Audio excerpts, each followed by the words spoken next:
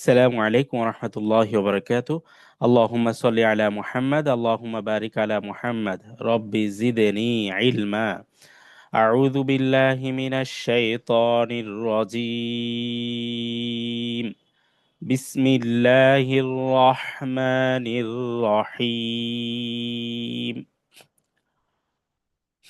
আজকে আমরা তিনটি অক্ষর শিখব।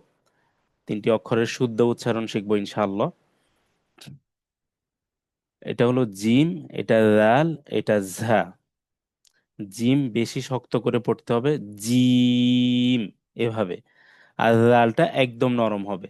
গত ক্লাসে আমরা সা যেভাবে উচ্চারণ করেছিলাম, জিহ্বার আগা উপরে দাঁতের সাথে লাগবে, একইভাবে রালও জিহ্বার আগা উপর দাঁতের সাথে লাগবে, রাল একদম নরম করে। রাল, রাল, রাল। জিহ্বার আগাটা উপরে যে দুই দাঁত আছে এই দুই দাঁতের সাথে লাগবে।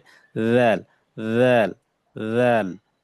আর এটা ঝা, এটা দুইটার মাঝামাঝি। জিম বেশি শক্ত, রাল একদম নরম, আর ঝা বেশি শক্তও না আবার বেশি নরমও না। দুই দাঁতের মাঝখান থেকে, উপরের দাঁত এবং নিচের দাঁতের মাঝখান থেকে একটু বাতাস বের হবে। ঝা, ঝা। এটা জিম, জিম বেশি শক্ত। এটা রাল একদম নরম। এটা ঝা মাঝামাঝি থেকে উচ্চারণ হবে।